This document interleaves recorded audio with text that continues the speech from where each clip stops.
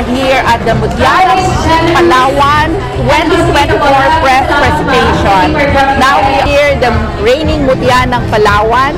Please introduce yourselves. Hello everyone, I am Shara Maxine Mendoza Barber, the reigning Mutya ng Palawan.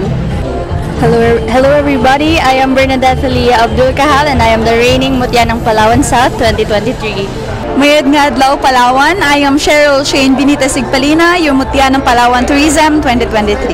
Girls, your reign will be coming to an end very soon. How do you feel? Actually, the whole year is very interesting, very a great experience. Our horizon, as expected, got wider, and of course, we met new people. We build relationship, and as we come to an end, of course, it's not the end. Actually, it's the beginning, because as we call ourselves Walk the Talk Queens, our advocacy doesn't come to an end here. It will always continue. Feel that your reign will be coming to an end soon? To be honest po, nalulungkot ako because I am the last Mutya ng Palawan Tourism po in the entire legacy po ng Mutya ng Palawan, because this year po wala pong Mutya ng Palawan Tourism. Nalulungkot ako, but on the other side po, masaya ako dahil nabigyan ako ng pagkakataon and opportunity po na maging parte po ng Mutya ng Palawan, legacy po ng mga Palawenya po. So, the feeling po right now, katulad din po ng nanalo kami last year. So, there's an excitement and also sad po kasi it's going to end, our reign is going to end. But as Ate Shara said, it's not the end of our advocacy, our journey, because this is just a beginning of another chapter of our lives.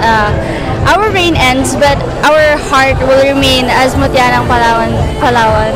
Yeah, speaking of advocacy, do you girls have an advocacy of your own?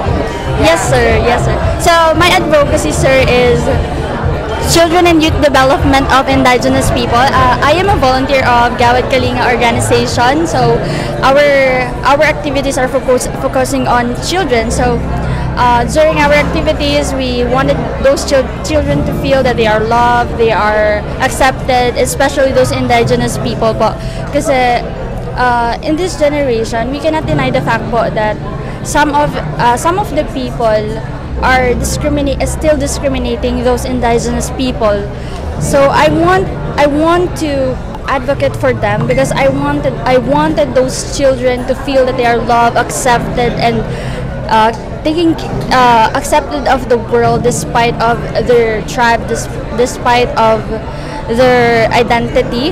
So that's what I'm advocating for, and up until now, sir, I'm still a member of Gawad Kalinga, and we're still doing activities that could help those children and people of indigenous to be known and to be accepted by the community. Thank you.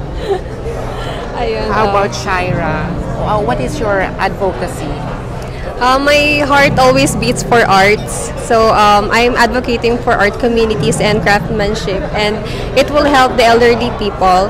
But right now po, as the reigning Miss Tourism Heritage Philippines, I am looking forward to promote the Quezon Cave Complex sa Tabon, sa Quezon po, kasi it's they are currently working for it to be part of UNESCO World Heritage Site. So right now, yun po yung work ko, yung Tabon Cave Complex. How about Cheryl? Yes po. Yeah, what are your advocacy and what have you done so far?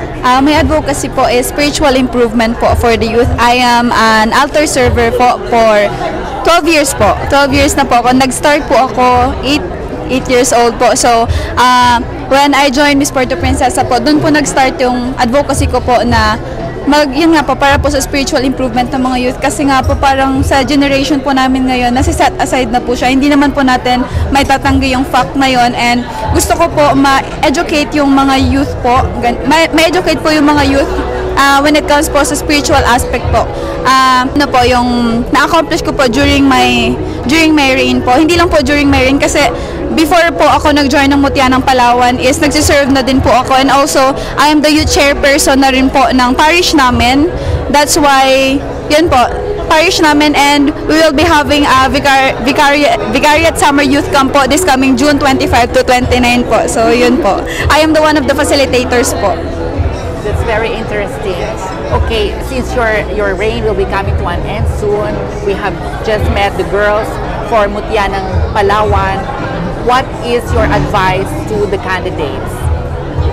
Okay, it's an honor actually to be here, seeing the girls coming from different beautiful municipalities here in Palawan. So my message is just enjoy, kasi it's always their faith that will prevail here. So just enjoy, girls.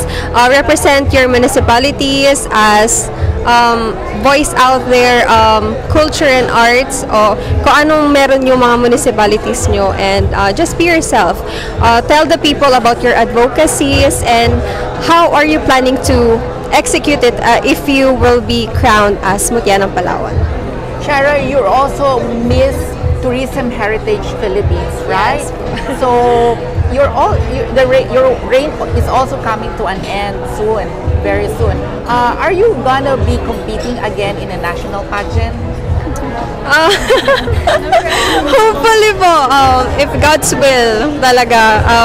It's everybody's girl dream po actually in the field of pageantry. It's our dream to compete in national pageants. So hopefully po, if I get support, alam mo naman po natin na hindi po ganun kadali na sumali sa pageant, but I'll ask signs po from Father above if it is meant for me this time. So sasali po, ganun. How about Kalia? Yes, Be competing in a national pageant very soon?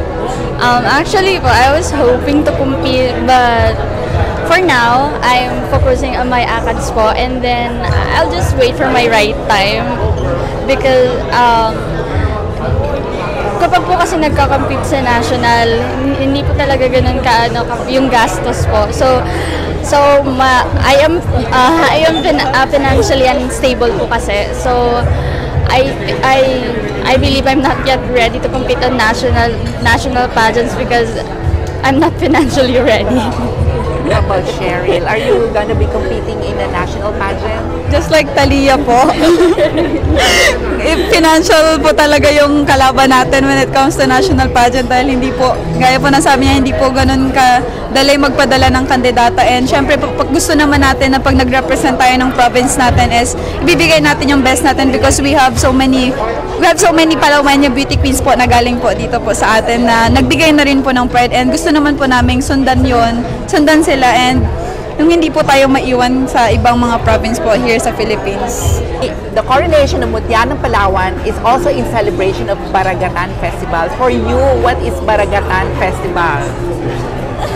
From the name, from the word itself, it means coming together and celebrate it. So, Baragatan Festival po, every June po talaga yan. It's a culture to Palaweños to come together and celebrate of what we have here in Palawan. The culture and arts, the music, the dance performance, the food, and here we really wanted to promote it, to patronize it, our own very products, and of course, yung mga performances po na mga kanta namin, ganun. So, pagpunta ka po talaga dito sa Palawan, it really highlights the vibrant culture and colors that we have here. Baragatan is a Kuyunon word, right? It's like a meeting or gathering of people. Yes po. Okay. Please invite your friends, your supporters, your followers for the coronation night and the preliminaries of Mutya ng Palawan. So hi everyone, we are inviting you to join us during the preliminaries of Mutya ng Palawan 2024 on June 20, 2024, and the coronation night on June 22, 2024. Magbaragat-bagat kita sa Palawan. See you there, everyone! Thank you very much.